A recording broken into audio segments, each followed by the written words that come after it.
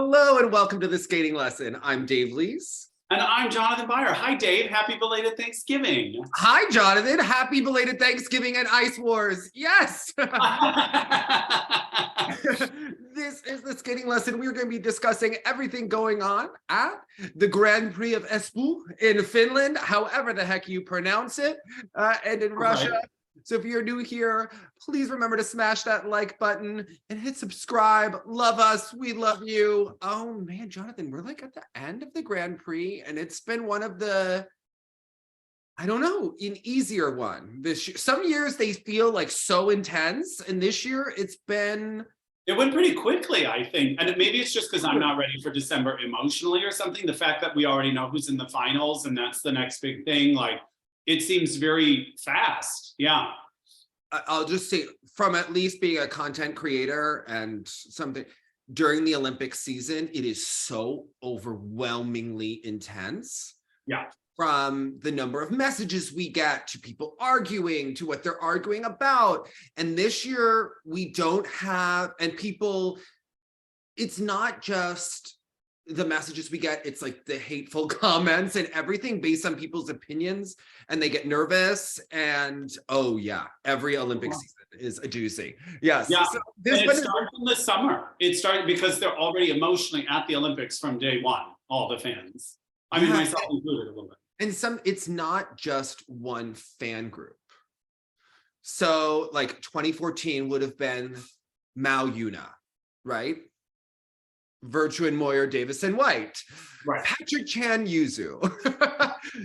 People mad about Patrick Chan's scores. And if you say anything, you know, the great memes about social media, how that works, right? But it's just like, it's like, you're so grateful for the viewers. And at the same time, you're like, oh my God.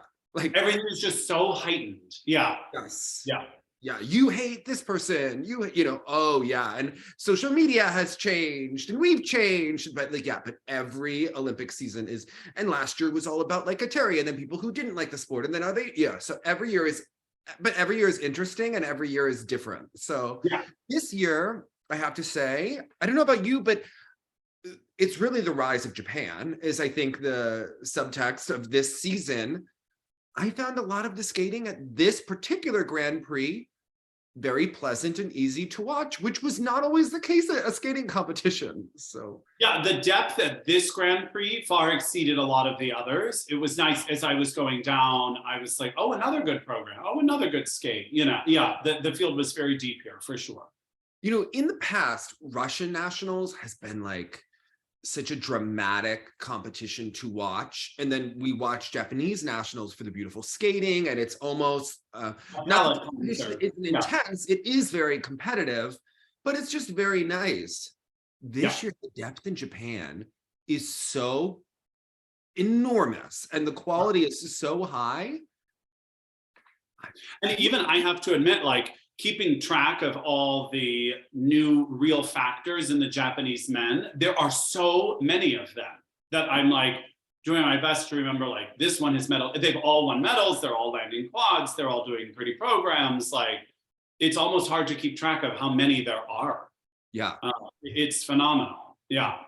Yeah, I don't know about you, but I know that you go back and forth between Philadelphia and you have your family and your partner's family and everything. And I'm thinking like, all right, I'm doing Christmas this show when, we have Russian nationals, Japanese national. Okay, it's just going to be, we're in for it for the next week. Yes, exactly. Yeah. It's funny because I'm starting to get into program shape, and it's interesting. I always do it that I put the pieces together and then I form the thing together. Like I'll do like the first half and the second half, and then, and like my body goes like, your body completely just like changes. You can work out a million ways, but until you start like running the program, it's just completely different. In terms nothing else could simulate it, I would imagine. Yeah. No. Yeah. So I was working with Olga Ganisheva Litova at Skating Club of Boston. It was one of those things, like we started running the program, like the footwork into the jumps and stuff like that. And like, it was one of those things where I was so tired from Thanksgiving the day before, and I was just like looking at the clock and I'm like, oh my God, I have 25 more minutes of this. Like I might die. Like No wonder so many skaters leave this out in their run through. Yeah.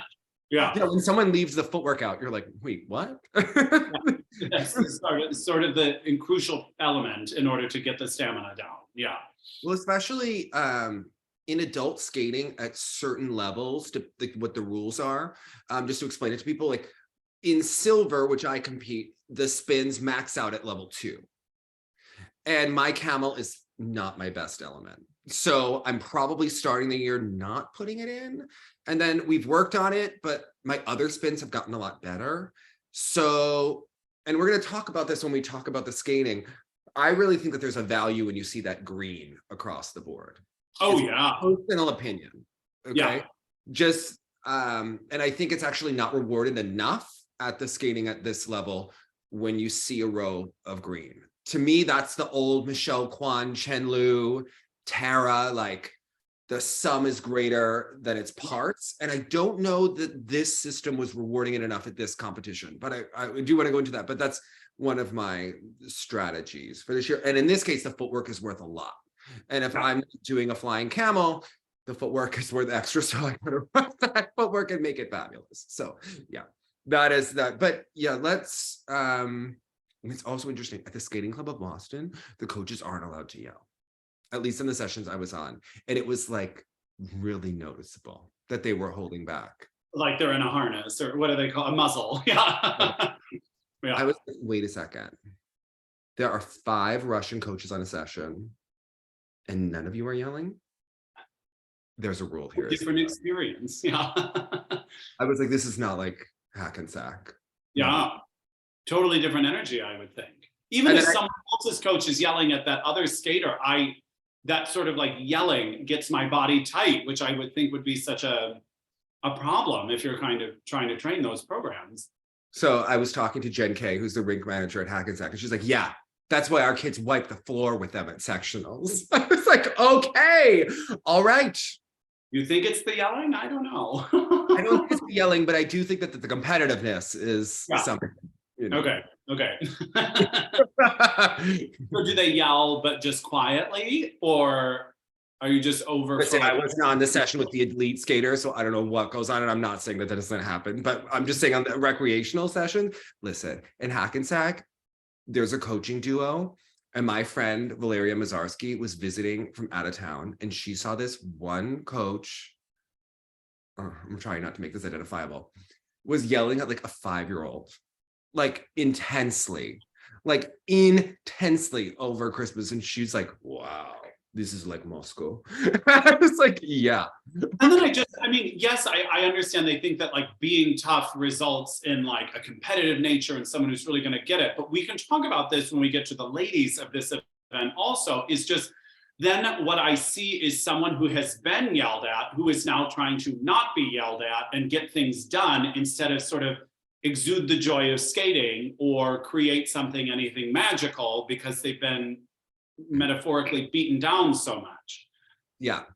That's just me. It is.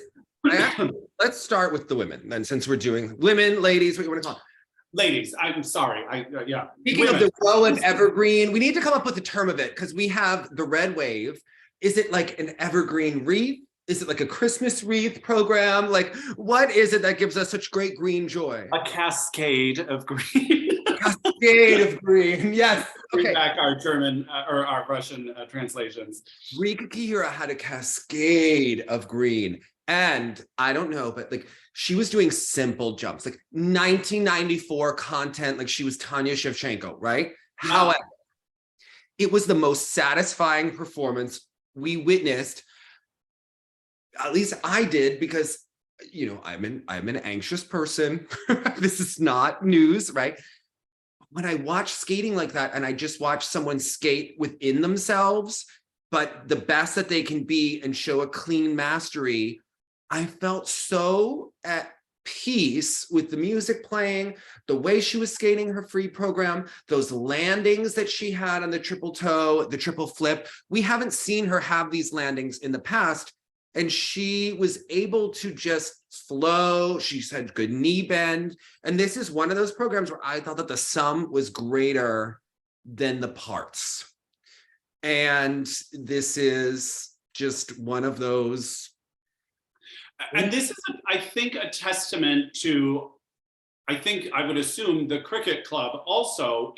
Tracy Wilson, did you see her there? Hi, Yuzu, right? The cricket club lost all of their kids over the summer, and they are making a comeback, okay? Yeah. They have Jason Brown back, they have Rika, they have Junhwa Cha. We forget what happened with Corey Cercelli. We don't even remember. As long as they have enough top skaters that they can manage, listen, they're not raising shit from the bottom, okay? They really are. Right? Yeah. You saw Gogolev, you saw that boy Grayson. They aren't doing it, but they take a skater that has their elements and they can just make magic happen. They're doing it masterfully with Rika because there was no rush compared to, for instance, let's say a Brady, where she's coming back and they're so eager to come back at full technical capacity that, again, I get anxious watching because it seems beyond their capabilities at this moment. And it's understandable why it's beyond their capabilities at this moment. But so why are you showing us what they can't do yet? And I think there was something brilliant. They waited on the flip. They introduced one flip here. I just think this slow and steady is not only smart from an injury standpoint, but it's also not showing us what she doesn't have because she's not failing at things. She's just thriving in the content she's given, and they up the content each time. With the Axel Sao sequence or whatever that was, and then with the flip, they're just going slow and going smart. I think this is a masterclass in how to bring an elite athlete back from an injury, where I don't necessarily feel that when I watch someone like Brady, who I believe is talented, very hardworking, and legitimately was injured. So I think I see a process being rushed and one taking time. I believe that I don't know all of their injuries and that we don't get the reports, but I do believe that they both had lower extremity injuries and back problems. And those things can go hand in hand, okay? When you have a lower extremity, it can go up the chain in the body. Not always, everyone's gonna comment, I have, whatever. But especially for an elite athlete like this, about what's taking the force. And it's interesting because they're doing this in opposite ways. So Brady is trying to make that triple Lutz happen. Brady seems to have an ankle problem, and it honestly doesn't look like her ankle is giving her the lift and the power to do that triple Lutz. Now, she jumps more with her arms, so she can make it happen, like on the loop. She's not doing the flip. But if you look, Rika isn't even doing the Lutz, and she did one flip here. Right. If Rika went for the triple axel and the Lutz, she might be skating like Brady. And she might also be so nervous and stressed because her practice consistency would be so much lower. But here she looks confident. She looks at ease. She knows she's going to do every jump in that program. She had no doubt. And you begin to reward it. And we're leaving it being like, I think Rika's going to do well at nationals. Right. I don't believe Brady's going to do well at nationals because I'm looking at her and I'm like, she's going to be in her head about missing this. That ankle doesn't look healed. What is happening, right? And it's like the opposite way of building back. And I do think that part of this problem comes from having an open-ended system where everyone is so focused on base value. Yeah. Because everyone can do elements in isolation. Everyone looks fabulous on Instagram. Have you ever seen a skater look bad on Instagram, Jonathan? Very exactly. Right? Okay. But that's why I like when you post your fail days. But that's so much more real to me. That shows you what work kind of goes into it. But yeah, a one-off 15-second clip of someone landing a jump out of context does not mean it's the one to be throwing in both programs at a Grand Prix. Every day. I fall every day. Okay. Yeah. And you have to just embrace it, right? If you start getting into streaks, it's a problem for a lot of people. But where am I going with this? Forgot what I was going to say. We're talking about Instagram and isolated elements. Elements, yes. So the base value, and when you have it on paper, the temptation to be like, you can do a triple Lutz and you need this to get the points. Rika, honestly, wasn't competitive with base value, but in competition, everyone starts making mistakes. And then you have a program that's all green with positive GOE, and it adds up. How many people fell behind Rika in that free skate where she almost medaled? Right. She's now going into Japanese nationals where I'm thinking, if she can add another flip and maybe add a Lutz, she's got a shot at, like, I don't know. Yeah. I mean, because of the depth of Japan, that's a whole different discussion. But what lays intact is her ability to be in the conversation. And I think yeah. Like, I don't think her career should end if she doesn't go to Worlds this year, because if she keeps back at this pace with this level of health, not knowing exactly how her injuries are doing, but she looks to be moving very well at this point when she didn't a couple of months ago.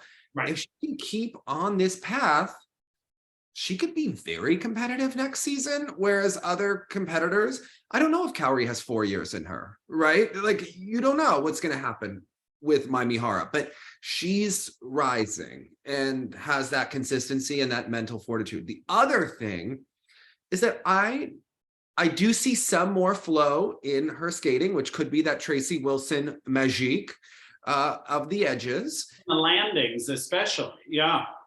And just like in her crossovers and the lightness, it seems like it adds what Tracy's style and the Japanese style seem to be working together very nicely. The other thing is that we're actually seeing artistry from her. In the past, I always found her to be closed off. And remember when she did that, like, Tom Dixon program, like all the religions of the world, right? Like, in the past, Rika needed the music to carry her. Yeah. She was not bringing the emotion. This Titanic program, I find, is the opposite, where, like, she is bringing you in the Titanic. I think the dress is a little, like, we could cut off the skirt a little bit, maybe dye the colors, but it's a nice presentation, and working with David Wilson and all of it, it just seems to be enhancing her. She was my performance of the week, like 100%. And like you're saying about when you have that green cascade or whatever, yeah. I think it is rewarded quite a bit in the PCS also. You know, it's just that overall assumption that the program was just delightful, and it may elevate it even beyond what the choreography is, because it was just pleasing, because you felt at ease and it was going well. Yeah. So I think also points, she earned extra points in PCS despite a lower base value because it was a lower base value. Yeah. Yeah. I just can't say enough things about how smart I think that strategy is. I liked the rapport. I didn't care for the rapport between Brady and Benoit in the kiss and cry. I didn't like the whole, I don't know what's going on there. His vibe of wanting to be a head coach, like, he went from a choreographer who then came to the US, was doing all of these seminars, was talking about how he's going to do a show, how he wants to have all of these camps. Then you start to see that he's positioning himself. Remember, Sergei Razanov was supposed to work with him, and then COVID happened. Like, he's been positioning himself to be a top coach and kind of collecting skaters. And then all of a sudden he's working with Diana Davis. So then all of a sudden, he's climbing. Like, don't sleep on Benoit. He's up to it. Okay. That is my opinion. Okay. Like, and you watch him at the boards, like, with the dark glasses on, like, he's clearly, like, into personal branding. But Brady went out there. He looked like an inexperienced head coach, in my opinion, as compared to Tracy Wilson, what she's doing with Rika to get her back, right? I didn't see that he was really in touch with managing Brady as a top athlete at this point. It looked he was less experienced in that realm. And I think that's a big ask for any coach, let alone one that's new at it. Mm-hmm. You know, I mean, in this idea of you learn as you go, but this is a particularly unique experience with Brady. I mean, I wonder if she just felt comfortable with him or something, and that's how this decision came about. But again, to manage coming back from an injury, and I believe she's doing the best she can at the moment. I just think she could have sold a better technical arsenal. We don't get a lot of details, like we used to get more details in the Ice Network, but I was curious, did she re-injure the same injury she had before with the boots and everything? Because that was she had the strangest sort of like padding coming out around the ankles in her boots. Yeah. Especially in the short program, it was quite distracting. Yeah. I think her bunga pads were showing, but sometimes you wear those, like, one is it prevents the lace from biting your ankles, but it can also provide like that extra stability for your ankle in the boot. It's like, so. Yeah. I mean, hers were like overflowing over it was muffin topping. Yeah. So I find it I find it hard to enjoy her skating still. And it looks like work. It still looks like work. And I think this is partially because if she's coming back from the injury, she looks like she's putting more attention into the choreography, but now it looks like too much between coming back from the injury, trying to get the jumps back, trying to do the program. I don't know what the heck is going on with the thinker and the music, and Mark Henrietti's talking about climate change. And it just looked like a big old mess to me. Yeah. And the packaging's still off. Like the short program dress in particular, with like the cutout, and it was this like horrible sort of fit and unflattering color, and it's all a miss. When then Benoit's vision, he had a part of that. And it looks put on to Brady. I mean, I know we have talked about like, what is Brady's personality? What does drive her? And it's not always been clear, but these things look like imitations of someone else's program. If that makes sense. Raj said to me, he was talking about someone else, but he goes to me, look at how the coach dresses themselves, and it will explain everything about the presentation of the skater. Yeah, I agree. Look at how Benoit is dressed. Look at how Brady looks on the ice. But then I would have thought, look at how Marie France is dressed, and look at Tessa Virtue on the ice. Yeah. Look at how Melissa Gregory and Dennis Petrikov dressed, and then you look at the British team with the highlighter fringe. Okay, like this is that. All right, this is just like taste levels. Yeah. So it's all there. There's just some, like Melissa Gregory, you could tell they're going for like a certain look, and then their skaters have like a certain look at me. Eteri could wear nicer jeans that she has for the position that she's in the world. And then the girls are in kind of like this like recycled drab look, right? It's just layered and shredded and all over the place. It's So these are, look how Sandra Bezic looked, look how Christy Yamaguchi looked. It just, makes sense. Totally. So I'm thinking more of bad examples, but we don't need to name them. Yes, I'm thinking of many bad examples as I say this, and I'm biting my tongue. It's probably bleeding at the moment. Yes, including at this event. Oh, yes. Okay. Yeah. I was interested to watch Lindsey Thorngren here. So I've seen her. She takes Igor Lukanin's edge class in the morning at 6:30 with the hardcore ice dancers. But I do think that she should work with him on the stroking lessons, like one-on-one, because I think that the extra speed will help her and that extra confidence. And she works her butt off in that edge class, like if you watch her. But I think she needs Igor to go like, yes, Lindsey, yes. If you ever see any of the videos on my Instagram where he's like, and then he's like, back arm. Yes, damn, right? Like, she really needs this in her life because Sasha Fegan is doing with it. It's the one thing I think that is like missing. I think she grew a lot over the last year. She almost, at this event in particular, it's almost as if I was looking at a different skater. She's a lot smaller than she was. Yeah. So they're adjusting to that, but she, in my opinion, they need to add speed and something with her off ice with the core to get her into rotation just a little bit quicker. Because you can tell that this is a skater who works hard. And she's very athletic, right?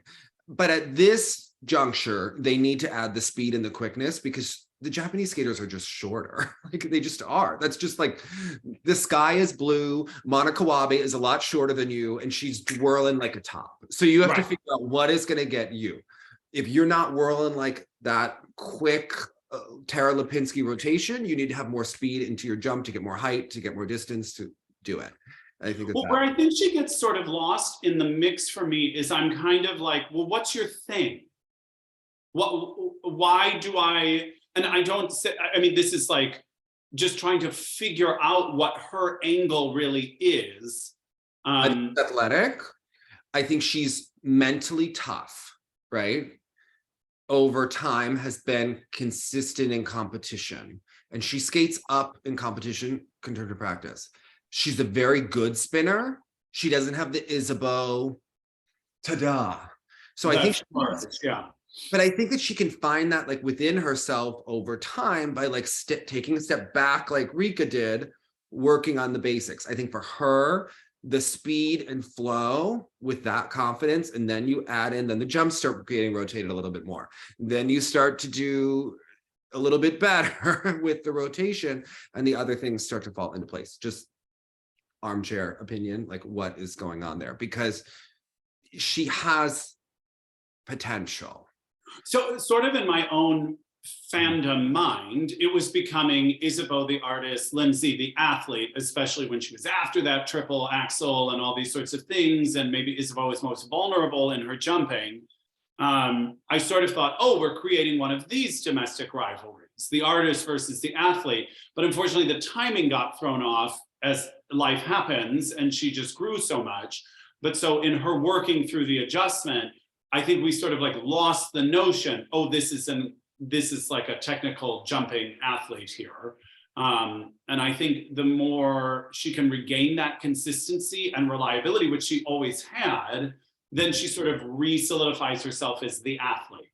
But right now, I'm not quite sure what her perspective is. And as a performer, this is not about Lindsey in particular. This is an epidemic in figure skating, I believe, also, as so much is dictated to.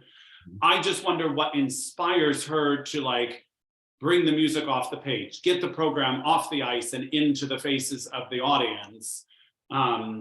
Because to me, as we've talked about on the show, the technique only exists to serve the interpretation, but I'm not understanding that the interpretation resonates with her. This whole story about she's a caged bird and now she is free.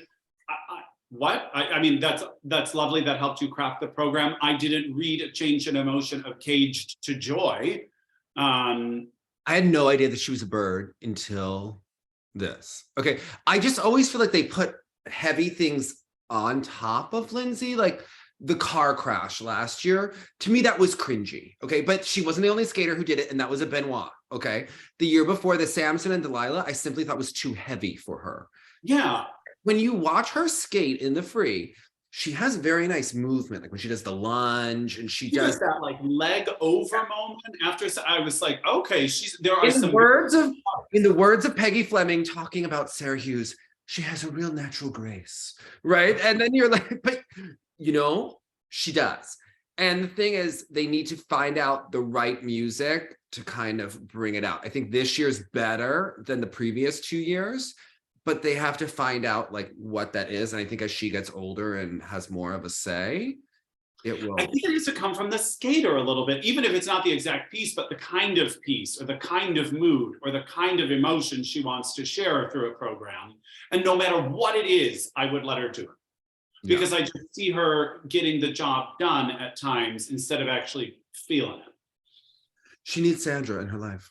She needs to call. I think so, because Sandra dives deep into that person. Mm-hmm. She sees who's in front of her and isn't trying to win. She's trying to unlock what that person can share. Yeah. And I don't know that we have yet seen Lindsey unlock to the material, because the material is sort of put on. Yeah.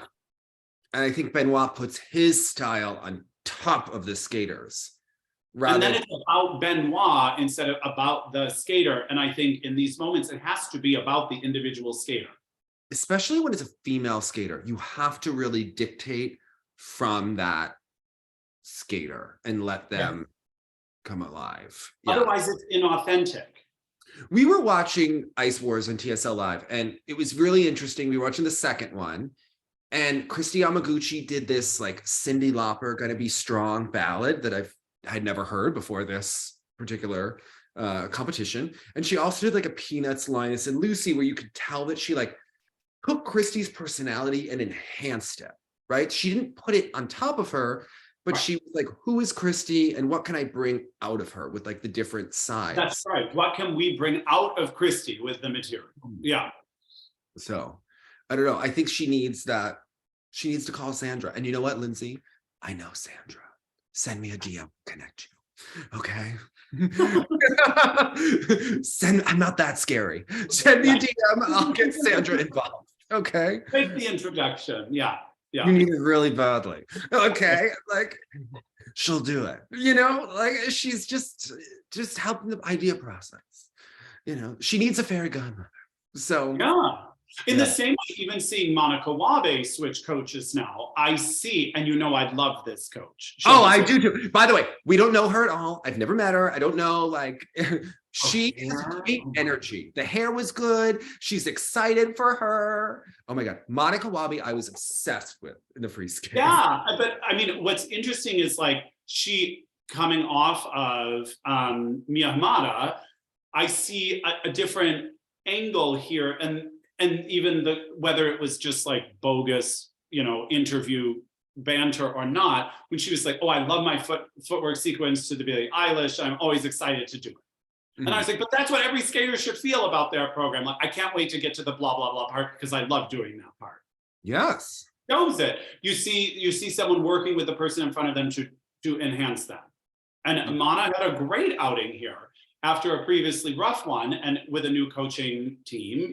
I would imagine it's how do we pivot for the next one? Whatever they did clearly worked beautifully. It was a thrilling performance for her. I like her. I like the energy of Higuchi, even though we don't know that much about her. I know that Shoma split, but there's a good energy there between the skater and the coach. And she does interesting things choreographically. It's interesting. I like what she said about having learned from the Olympics and improved mentally, because she really has taken a gigantic step up this season. And again, she had a lot of joy. And I watched her live in Canada at Skate Canada last year, where she had the triple axel and blah, blah, blah, blah. And yet I didn't understand her. I didn't know what she stood for. I didn't know her point of view. And this season I do. And it's really nice to see. And you're talking about, like, in the early 90s, we followed the personalities just as much as the skaters or the programs themselves. And now we're seeing a couple people understand how to infuse their personality into the programs. And it's really rewarding. As opposed to, and I love her, and I love her journey and all these things, but Mai Mihara, for instance, last season did exude the joy of skating in her program. These programs look a little too heavy, but I still see her joy, but it's not as easy a vehicle, I think, for her, but nice to see her do so well. Mai could also call Sandra. I think so. She has a joy to her. I'm listening, Dave. I forgot we were going to do this during sunset, so I'm just going to flip on my light switch really fast. Oh, how nice. So fancy. Okay. Lovely. I think with Mai Mihara, her skating is about her joy and her personality that people love. I don't actually ever remember great choreographic moments from any of her programs. I don't. No, what I remember are the feelings. I remember the feeling so much so that her spiral has a turned in leg, and I don't care, because she gets to the spiral, and I know that this girl loves skating, and that she has a good personality, and she's resilient, and I like that about her. Yeah. And she's kind of like a little engine that could, and I don't mean that in terms of stature, I mean in terms of she's never been the skater that has had the highest base value. She's never been the skater that had the biggest fanfare. And one of the things I like about this season is that without all of the eteri drama, like, it's so far off in, like, over the Atlantic Ocean, right? But what we're seeing is these other skaters develop and believe in themselves more because things are possible, right? Because they know that they can medal. We're seeing psychologically what happens when these other skaters are not beaten down. Because in my opinion, the eteri skaters, yes, we're getting enhanced marks and perhaps, or not perhaps, enhanced athletic training and enhanced athletic performance in competition. Exhibit A, Maurice Kudavishvili, okay? Who had the bullshit judging, the bullshit training drugs, allegedly, the bullshit athletic competition, maybe some xenon before Skate Canada free skate last season, allegedly, maybe, perhaps. And then you also just all of this BS. And you're now seeing, you take that away and you're seeing a group of women. I'm more excited to watch the women at the Grand Prix final this season than I have been in years. Because they're going to be duking it out. They're so neck and neck with the scores and everyone. So I love going in to like, see how it plays out, not be able to give you the placements ahead of time. Could go anywhere. Kaori Sakamoto hasn't done a good triple yet this season. If she nails it, she could set the world on fire. Loena Hendrickx could be fantastic, or she could be kind of like we saw her here. Why did they make her go to Belgian nationals a week ago? She's basically the Kim Yuna of Belgium, all right? She doesn't have to go to nationals as far as I'm concerned. I'm very surprised to hear that because I also thought, what is it, held in a high school gym? Like, it cannot be held at like an arena, right? Like, come on, all right? You mail her that gold medal, okay? There's no one else who's gonna get it. Don't make her go there. She's not like saving, does it have a TV broadcast? Like, really? Right. What the heck is she doing? Well, and I just think even if she didn't have this Grand Prix, I'm intrigued by why a federation would ever put it in this time slot. I even think like the Russian wasn't Russia can be a bit soon to me, but I know they have Europeans to get ready for.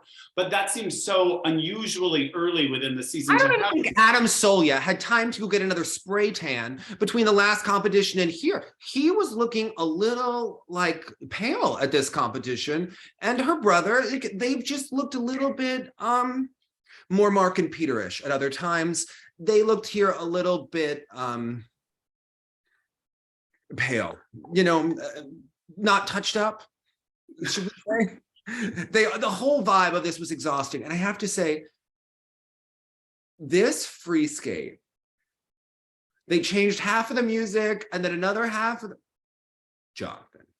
Again, fallen angel story that I'm like, can she just be like a beautiful What in the Johnny Weir bullshit is this? Okay, you're an angel, you're falling, you're getting back up, you did it to yourself. What? This is like the do you see that if they hadn't told you that? No, maybe when she had wings on her back and she was what is this? I'm sorry. This fallen angel didn't work for Johnny. In this, I see her as like a modern day Jill Chenery. She's attractive, she's vivacious, she has attack, people root for her. She doesn't have the best technique, but you know what? We're on the train, okay? And like, we want it for her. This fallen angel, this is what Adam Solya's vision of a world champion looks like. Well, yeah, because you have to remember in that camp, they're not like, when he edited, do you remember when he edited Celine Dion? I am so glad that Hugo and Carl Hugo and Hugo Chouinard are involved. Two of the angels of our time, okay? They are more impactful than Matthew Caron, okay? These are like genius men who are saving it. But this particular program, scrap it, I'm sorry. Or go back to the original, or just give her like a ballad that we add some... anything.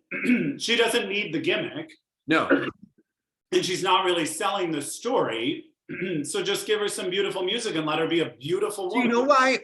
This is why Hugo and Carl Hugo are so genius. When Shoma did that, when Shoma did Dancing on My Own, they used the cover, Raquelem Scott, and then Carl Hugo added that piano part to it that you hear that gets you that like in the emotional phrase, so that they use that cover to enhance. And of course they're gays, they're gonna be like, why didn't they use the original? Well, a man using Robin, judges from around the world, Lila and Lewis. The cover. Lila and Lewis, it's like they had to like take lyrics out and put them back in with Born This Way and all of that stuff. Like, this is still figure skating, right? They created a wonderful showcase. I think it worked well for him. They also, Circles has only ever worked with Olivia Smart and Adrian Diaz, in my opinion, because it is so repetitive, and with every other person, it becomes endless. But Carl Hugo added this 90-second interstitial music it's like a bridge in the middle. And if you watch Olivia Smart, when they did Circles the first year, the only version that was really great musically, it has this bridge when they're doing like their dance spin and the whole like heart of the program. And they use the experience and the Circles piece at the beginning and the end, but they just know how to like craft a musical journey. I think that when you hack a piece in half and then hack another piece, you have a Hubble and Donahue Romeo and Juliet mess. You have a Hubble and Donahue Shallow mess. Like, this is just not, you know what, you have time until Worlds. They're clearly going for a world title. Fix this mess. Find something. Well, that's the part that's intriguing me, is if you know a world title is the goal, is this the program you see doing it? Again, I think she's doing well in spite of the program, not because of the program. And everyone loves the short. Yeah, the short's great. It's fun, and she's got a great color on, and she's playing an angle there. But yeah. They clearly want to go for some like emotional ballad free. This is too forced. Would you give Jill Trenery an emotional ballad? Or do you want to let her go, be beautiful, and have some fun? I want her to skate to Yanni and the Mermaid. And you know what? I wouldn't hate Loena doing a modern day version of the Mermaid either. Whatever that is, let her do that. Okay. Yeah. Yes. Call Renee Roca. All right. Do that. She's fabulous. Left and right. Yeah. Okay. Okay. We need some taste here. Okay. Again, when your choreographer looks like they got a spray tan and, well, the program sometimes looks like that. Right. Like, it's almost right. It's almost perfect, but it's like too much. It's like a little dial it back. Yeah. Yeah. And I mean, they love to show those coaches' reactions and things like that. Yeah, they're theatrical and they're great. I don't care for, and Danny G always used to do this, that the skater making an error is somehow offensive to them. I don't appreciate that. I don't know how that betters the skater. I don't know how that supports the skater. And the fact that they're siblings is always intriguing to me. She comes off and the reaction is so cold. And I just want warmth both in her program and in the Kiss and Cry. I've always found York to be really supportive of his sister. When he competed, he used to message me to ask me to post things about her. And I actually always thought that was really good. Yeah, I like that. Yeah. So I don't know that it's cold. I think he cares a lot. Okay. And I think sometimes when you care a lot and it's like your first top student and it's your sister, you might need an outside point of view, right, to help you make those decisions, is what I'm saying. Yeah. Yeah. I don't think it's cold, like that kind of dynamic. I think he is so wanting her to do well that when she doesn't, he's reacting. But that still may not be the kind of approach that is going to help you get to the top. Like, you need, maybe she, having another point of view to be like, let's like massage this music and make it a little bit better. Yeah. Yeah. Like when Sandra goes, I don't know. Right? Or she does know. She does know. Yeah. But she says it in a way that's like, It's thoughtful. Yeah. Mm-hmm. Yeah, I get that. She knows what she's doing. All right. I think with Loena, they need to kind of find that because she is a star inherently. Yes. She has the right like mix of lyrical and versatility and up-tempo and power and athleticism and beauty, but they just need someone to be like, you need to hold that spiral longer. You need to fix that. You need to not have that music edit to Celine Dion. You need to, that Beyonce is a little bit put on there. It could be classier, right? Like they just need someone to kind of massage the picture and make it a little bit more refined. Because right now she's kind of like bullshit refinement, but great talent and great potential. But like putting the world, she needs Carlo Fassi to like put the package together. Yeah. And, she can't call him. Yeah. We can pray to him, as we all should, right? Carlo, what is going to get Linda the gold medal in Lake Placid? Oh God! Too soon. Too soon. Okay, it's not Carmen. Okay, Frank needed to tell Linda, "You're not Carmen, Linda. You're fabulous." Yeah. You know. Yeah. So yes, and maybe some Carlo politics could have helped. Yes. Was the master? Yeah. My God, Linda's hair was so fabulous always. You know, she just. Oh, it was her 1976 Olympic dress with the Bob Mackie guy. Can I tell you, Linda Fradiani's nose job is one of the greatest nose jobs of all time. One of humankind, like, it's so inspirational. Her glow up was. It's pronounced deviated septum, and you know. Yes, I'm so sorry. I'm so sorry. Keep mixing that up. I'm sorry. I will learn. All right. What did you think of the men here? Okay. Your boy, Kevin Aymoz, had kind of a moment. I talked to Sylvia for an hour yesterday. Let's talk it out. First of all, he's doing a gay love story as his free skate. The Song of Achilles. Like, are you obsessed? Like, yeah. In there. All right. I'll take the arrow for him. Yeah. It's again the joy of skating. It is someone who is bringing. Do you think he was the top queen here? I thought Paul Poirier was like the head gay at this competition, but Kevin was maybe the silver medalist. You know, we liked him. I mean, yes, Paul was bringing me all that I wanted. I mean, who designed Paul Poirier's pants in the free dance? Are there? God. Wait, what I just know I like everything he's in. The pants, whoever designed them, they brought out his assets in the best way. I thought that Lewis Gibson and Brian Johnson, they walked so Paul Poirier could run. Okay. Yeah. Yes. Okay. Yeah.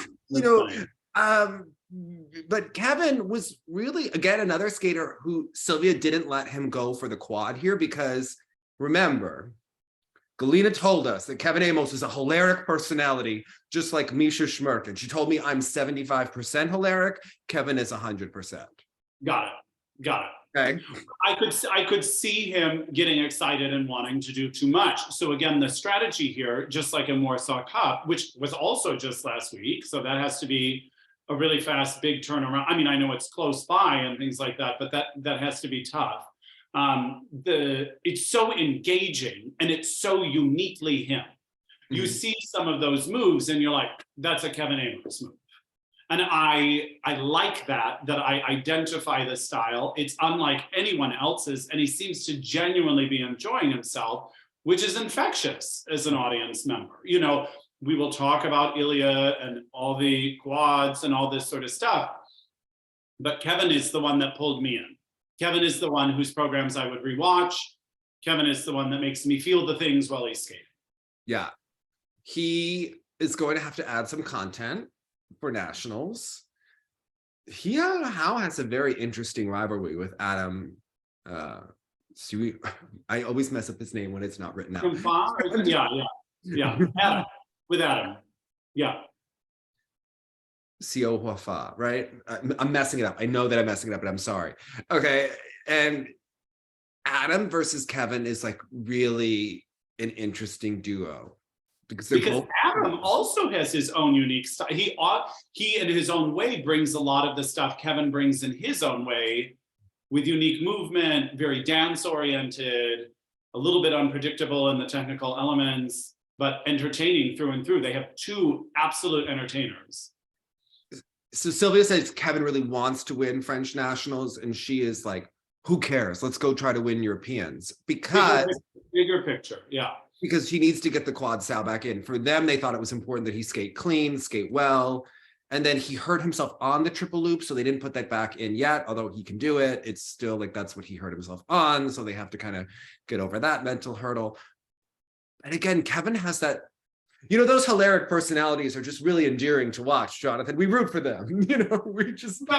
yeah. There's something about it there, but no, I like his skating very much. He has great ornamentation to his skating. That's a great way to put it. Yeah. The one thing is, sometimes I would like to just see more skating from the edge and the ankle. You know, sometimes he lets the crossovers pump a bit, and during his footwork, sometimes he could show more in the skating skills and less in the acrobatics. And I think it would actually enhance the overall component score. Just to see what we're actually missing at times is just like the counters and the rockers and seeing the really deep edges, because we see the great sparkle and we see all of the extras that are so great, but sometimes he has so many extras, but I do still want to see the skating. Right. I understand. Yeah.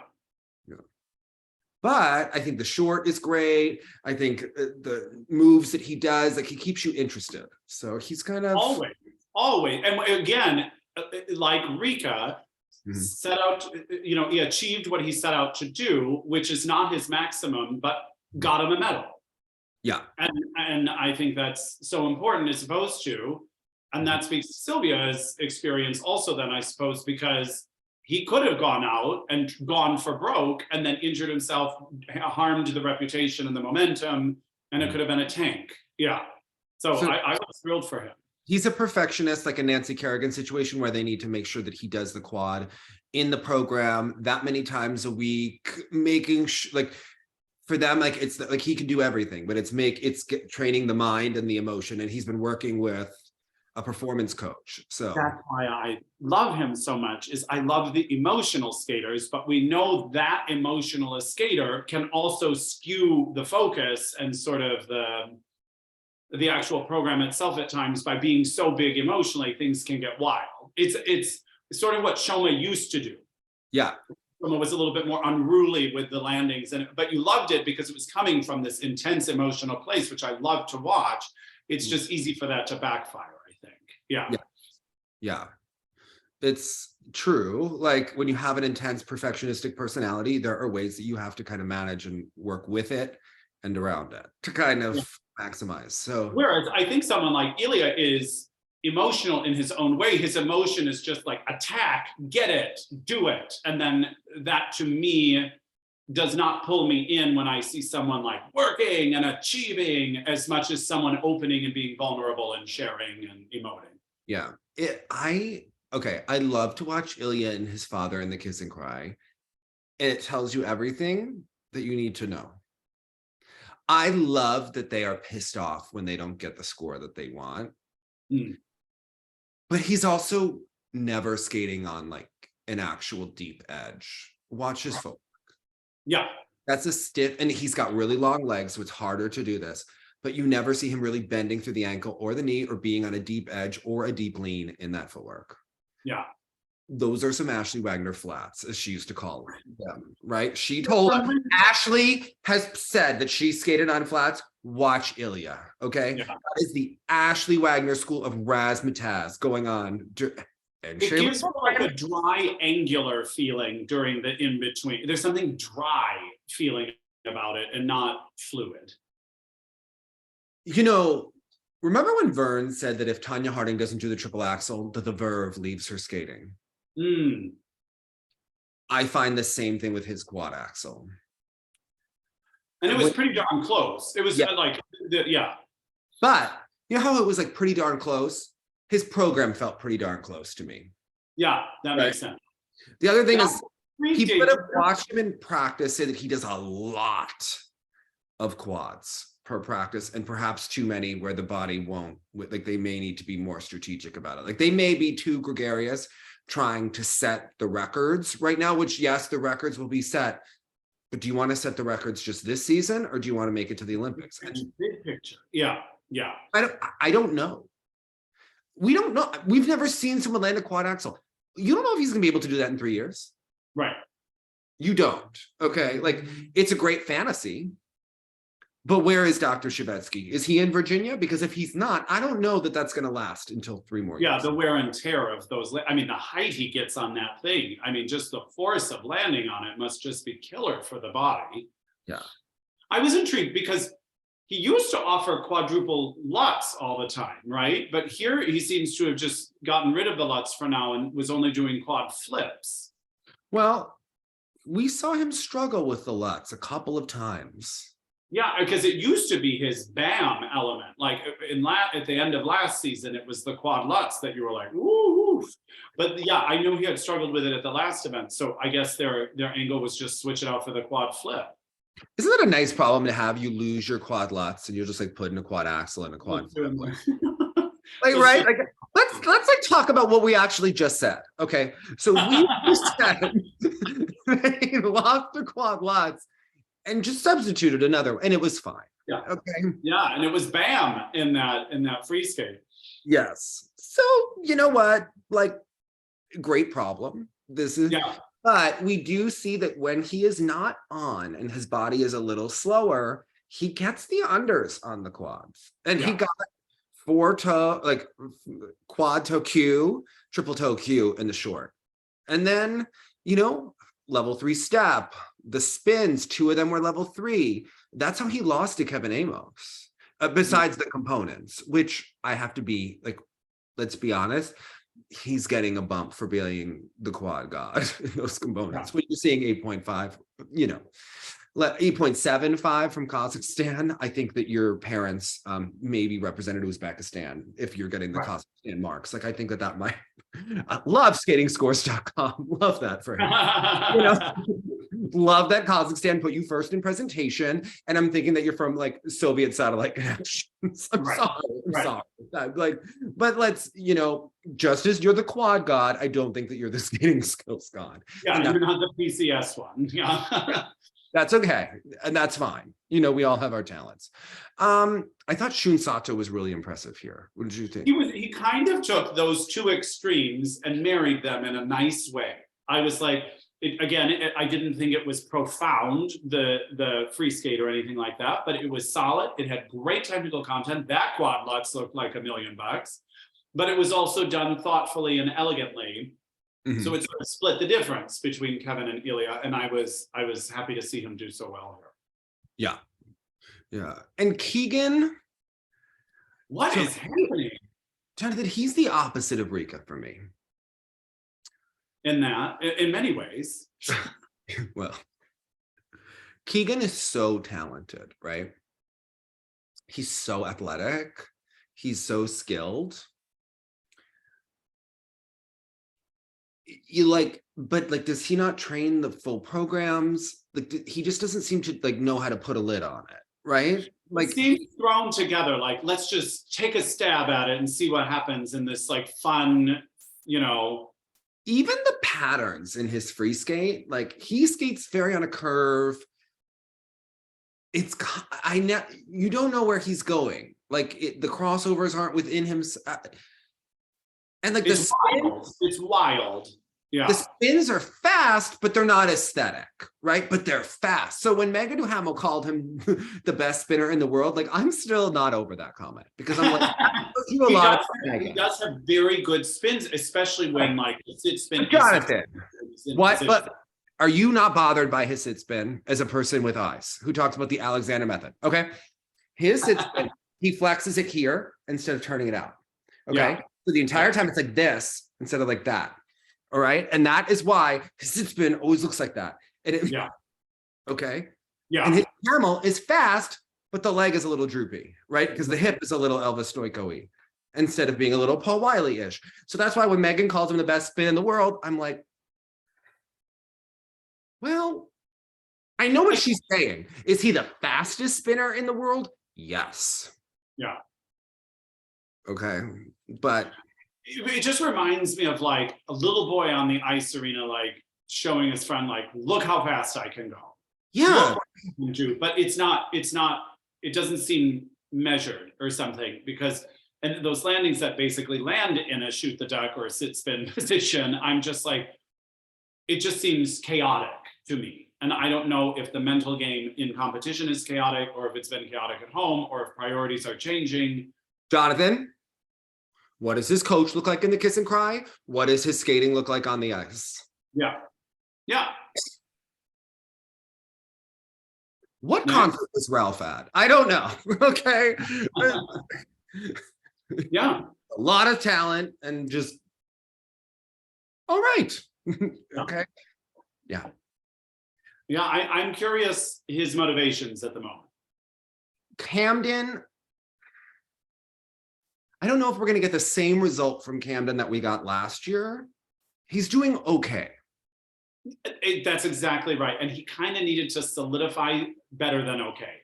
And he could have made a real big move. But because the quad, you know, he'll land the quad toe and then not land it. And nothing consistently wrong enough to think it can't happen, but it's not giving me the faith that it will. I'm more comfortable with him being a number 3 for the US if Jason looks great as number 2. Yeah. Camden has so much talent and quality skating, not quality spinning. But if he can go to Raphael, get his butt kicked into gear, but again, he's trying to do Columbia, adjust to skating at Chelsea Piers, not really a high-level rink, with Alex Johnson, who's a new coach, a very talented skater, new as a coach, who also has a career of his own. And then they're going back and forth to Raphael in a post-Olympic year. It's a lot happening, right? Yeah. For this amount of time, but he's doing okay. Yeah. Not great, not awful. And the programs are good. Yeah. And the material is classic, I think. Yeah. They need to step it up in what he is going to do, because he is quite talented. But this is a field where he could be 8th, he could be 28th. Yeah, if you make it out of Worlds, right? Based on how this is going. So, yeah, it's just like, he is quite good though. It's, yeah. Oh yeah, it's there. It's more there than it was before.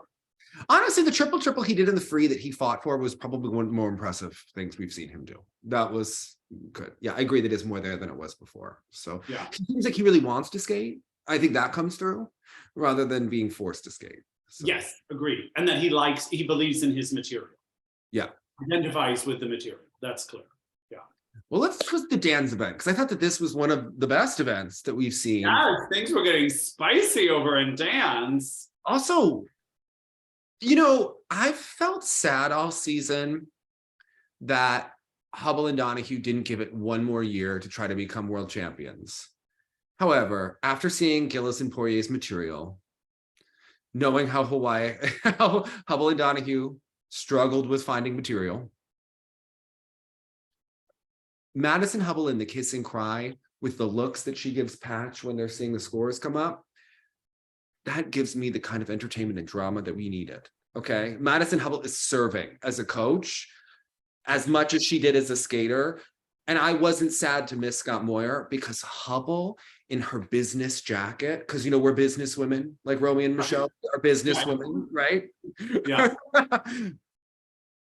She's giving us good energy, okay? Just Madison Hubble is a gift that is going to keep us with a lot to talk about for years, and I'm a fan. So, and she and Patch, they just walked right up to that rink barrier to watch Piper and Paul. They just sure they're watching, and I was like, yeah, you need to be watching this. You know what? Piper and Paul, they either have great material or bad material. They take risks. They have 2 great programs in a year where everyone is of like a similar ability and no one is quite right. And I always feel bad because like she doesn't really have the posture or the lines. I got a message from someone that was talking about her arms in a lift, but this program, the Evita, is so fantastic, and the rhythm dance is quite strong and infectious. And seeing how badly Chock and Bates like missed the mark, yeah, and how much anyone with eyes struggles with the Italians, they are waltzing through this year. Like to me, I thought this weekend I saw them win Worlds. Right, we saw them win Worlds. Yes. Yeah. Granted, are opera gays the Schumanns? Yes. Are they mad that they didn't use Patti LuPone in Evita? Yes. Am I mad? But remember that opening song only existed in the Madonna version. Of course. That's only for so that you wouldn't have a Patti LuPone singing. Yeah. That sequence when they go down on their knees and then they like weave in and out, I'm so obsessed with. The choreo slide move, and he like drags her through. Yes, that's very cool. Even the way they make the element work for the story. So like that final rotational lift is not just here's our token spinning and she's in a position. They're like holding one another as like a final goodbye. And that's why the rotational lift has to look that way. And that's why it has to exist. And you're like, that's exactly what all these elements should feel like. I love their material so much this year that I'm willing to overlook the very Canadian cheese that they do before and after their programs, okay? I'm able to pretend that it didn't happen. I'm able to skip ahead and pretend that that doesn't make me want to vomit, but I really enjoy them as a picture. That it doesn't. Because I agree with you. The program and the cuts they have made, like the excerpts from Evita, they are using these incredible dance pieces that work so beautifully. The end, it's not only like one vignette, it's like 3 different vignettes after the program. And I was like, I might allow you one, but the fact that first we're waltzing and now we're presenting her like she's in a casket, or I don't know what the hell's going on. And the cameras here did me a favor and they started looking at the audience instead of what they were doing. Yeah. And I was like, this is better. I don't want it to detract from what they just did, which was quite effective. Yeah. Okay. Moment of honesty. Yes. Could Hawayek and Baker beat Chock and Bates at the final if the 14 countries of IAM don't try to prevent this from happening? Who's better? I think blade on the ice, Hawayek and Baker are better. Lifts, Chock and Bates are. That's the thing. Chock and Bates do have a magic look in certain elements. And I think people are always drawn to their overall aesthetic. Mm-hmm. The materialism is, and the Hawayek and Baker material is lovely. It's not sensational, oh my God, but it's the lovely. Music sucks. They should go back to last year's free. I don't mind. I don't mind the rhythm dance music. I'm saying. I know you were calling it Ricky Ricardo, but it is Ricky Ricardo. Yeah, it's Desi Arnett. I love it. I totally listen. Lucy always loved to go see Ricky perform. Okay, he always did. It was always a great episode. Okay. Love Lucille Ball. I love Lucy. I love Ricky. Maybe he's not a good husband. Okay, but I think that if they went to last year's free and brought it back, they would beat Chock and Bates. This music dies midway through. Although they already have with this program. Didn't they? Yeah, no, but like I'm talking about like what they could achieve in terms of, I don't know that this team has world champion potential, but I do think that they could get on the podium. For me, with them, it was always an in-person lack of speed that put them in a different category. So now they have more power than these other teams. In a world without Hubble and Donahue, they're the powerful skaters.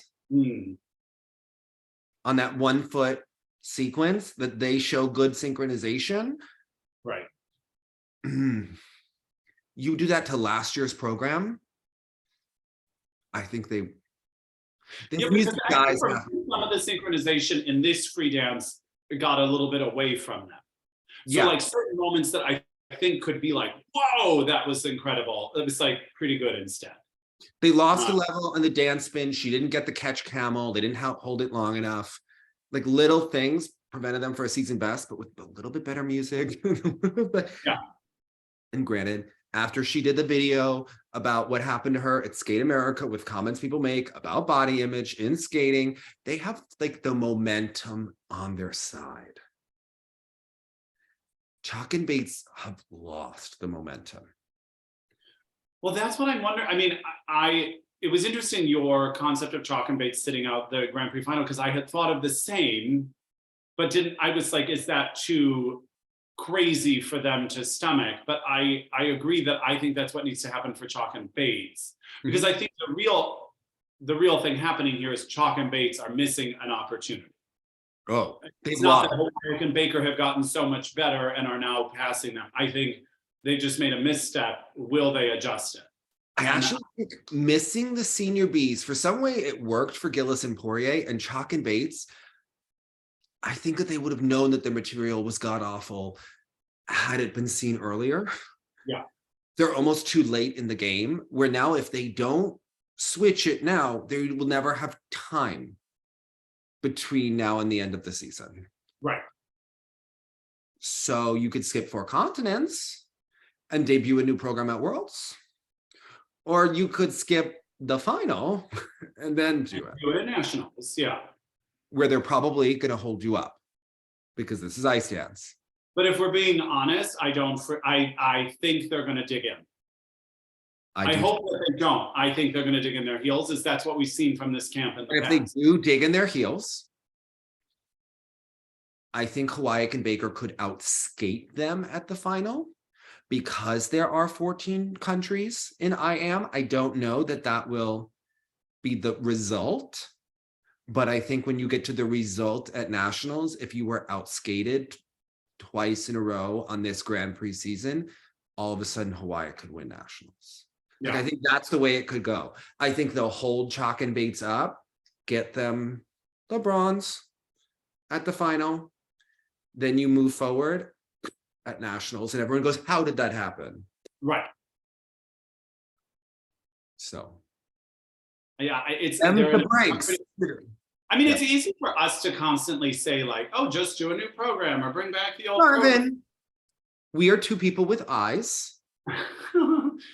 But what are not the only people on the US figure skating establishment was sitting around at the end of Skate America and said, how did they F that up that badly? The Federation. So you can't put that on us. There were people at Skate America that were like in shock that their programs were that weak. Yeah. But so how does it happen? Well, like what I'm trying to figure out what the criteria is that gets them to dig in their heels instead of just actually try it. Is it the expense and the time of trying to? Listen, the Chock family and the Bates family allegedly doing just fine. Okay. That has to do with you're on this journey. People are feeding you a lot of bullshit. And you really need that like come to Jesus moment of like, we are going to lose. And I think that Madison Chock had that moment in the kiss and cry at their last competition. When they were beaten not by Hawayek and Baker, but by the Canadians, because now it's 2 teams that were seemingly... By a guy whose knee was like falling off in that documentary last year. Right. But isn't this the point of Champs Camp? Yeah, but did they show their full material at Champs Camp? Because I was talking with an ice dancer that said, if they only showed parts because their lift is so wonderful or this is so great, it could be a situation where the parts are better than the sum. Yeah, which I think is the case because they do have wonderful moments, but they don't. But that music is terrible. That music has no arc, no journey, no like, it stems from the idea, right? Yeah. Gilles and Poirier had the idea going to Evita. Sometimes they haven't had an idea, okay? When Chock and, because Gilles and Poirier have been, listen, they had the Vincent program, right? Very successful. Then they did both sides now for 2 years because of COVID, and it did win them a world medal.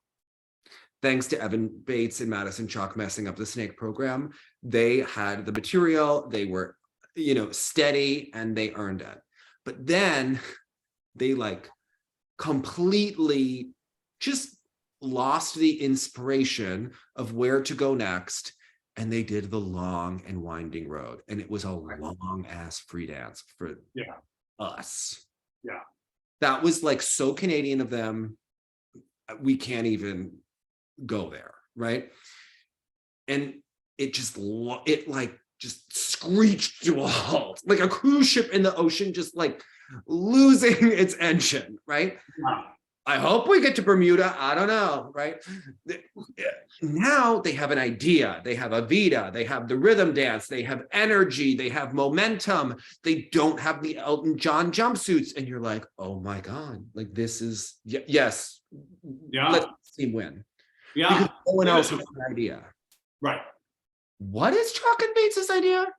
We're garden gnomes, like mythical creatures in the forest. Like what? Dark. I wasn't. Yeah. If we're that perplexed by it, it didn't work. When you're a caged bird being let free, and we don't know that you're a bird, or that you were ever uncaged based on your facial expression. Yeah, it's hard to know. Yeah. I do know why the cage bird sings, but I don't know if any of those skaters do, Jonathan. Okay, Yeah. They didn't go to school. Okay, so They're in their own cage. Yeah. yes. Also, the pair discipline here. I have to be honest, Dave, I did not watch. I'm sorry to Jonathan, you didn't miss anything. I know. I looked at the judges sheets and I was like, gosh, I think the best thing I can do is just skip this one. Mishna Galyamov, they won in Russia. Okay. And I did watch them. I did watch them because I was like, look at these throws, look at this twist. I don't know if it was natural, but it was impressive. Okay. Yeah. Not the Elvis program, but I mean the elements. They really are going for Elvis on the toilet, Elvis. But that's their joy. Oh my God. Tom Maria Callas died also. Terrible. A big fear. Yeah. Does Morris Kvitishvili talk about life with Dr. Shevetsky, life without? Oh my, his thigh, okay? Just look at a picture of his musculature a year ago and now. And without a coach pushing you to do that many run-throughs or elements a day, maybe an unnatural load. John, you really think it was just Valyeva that was taking the TMZ, or was it just Valyeva that screwed up the amount of dose to take? Right? Yeah, I think that's been clear. I mean, and he's clearly in their club. I mean, I will never forgive the fact that he was invited to skate the exhibitions at the Olympics, and several other very deserving skaters were not. I will never forget the fact that in the picture of Viktor Petrenko in the Navka show was with Kamila Valyeva, the doping queen of the Olympics, and Morris Kvitishvili, a fake Georgian who is Russian, in the Navka show. All three of them, and then he's here. But then, and remember how he could just do everything last season. And then now... Out of nowhere, yes. Yeah. Total non-factor, and now some crazy factor for the whole season, and now back to irrelevant in the overall standings. Yeah. Riddle me that. Training in Italy away from that. Yeah. Must be their secret training methods. Must be something about technique. Yeah. I know there are some fans that are like, well, maybe that's what happens when you move to Lorenzo. And you're like, you forget which direction it's moving. Yeah. I mean, look at it. Go watch his free skate. Skate Canada last year, Europeans last year, NHK trophy. Look at the difference in the muscles. Right. Remember that Dr. Shevetsky sat in the box for the Russian team at the Olympics. Right. He could have wandered over to the Georgian box as well. Yeah. I mean, granted, remember when he did the Frank Sinatra songs out of order? And then he does the Elvis songs, and you're like, what? Well, for all you know, he thinks the formula worked last time. Same shit, different day, right? Yeah. 100%. What was your moment of the week? Well, did you, I enjoyed watching Elizaveta Tuktamisheva this weekend. Yes, my ears didn't, but I enjoyed watching her. Yeah. The program. That's another one. We like her to be up-tempo and fun and sassy. And well, that's why I think the short works better. Why does her feeling good make me leave feeling bad? Or what we're talking about, I believe I can fly, and yet she's barely leaving the ice last week. Yeah. Diana and Gleb didn't show up. Remember, what did Eteri say to me? What did Eteri say to me? What did she say? That I was, you are a liar. You have no honor. Whatever it was. It was, yeah. Talk to me about honor. Okay, dear Lord. But then there was some article that was they could still be considered for their version of the Grand Prix Final. Yeah, because there are no dance teams in Russia right now. It is so piss poor, and they're still technically on the national team, even though they haven't gone to test skates or either Russian Grand Prix, because he's waiting for a green card. Yeah, but that seems to be the piece of information that they're missing. It's like, he's not No, coming. Jonathan, they're not missing it. They're omitting it. Okay, there's a difference. Okay. There is a difference. Yeah. Okay. But you know what? I did look on their Instagram. They had a wonderful Thanksgiving at the Kiliakov house. So they looked like they were really enjoying American Thanksgiving in America. Not their first American Thanksgiving for sure. Should be grateful for. Yeah. So much. Yes. There were a lot of good moments in Finland this weekend. I think I'm going to say Piper and Paul, like just sort of crushing it. And I think because I have often believed in their material and they've not gotten the marks, I think to see them register that it's happening in the kiss and cry was like a really nice moment, especially from Piper. She's like, oh my gosh, all our hard work, all of everything we believe in, like we're getting rewarded for it. I found that very fulfilling. Yeah, I'm in complete agreement. And I'm going to add Rika Kihira's Cascade of Evergreen. It was just, I'll never let go. I'll never let go. Okay, John? Green means go. Great. It's perfect. That should look sexy, everyone, by now.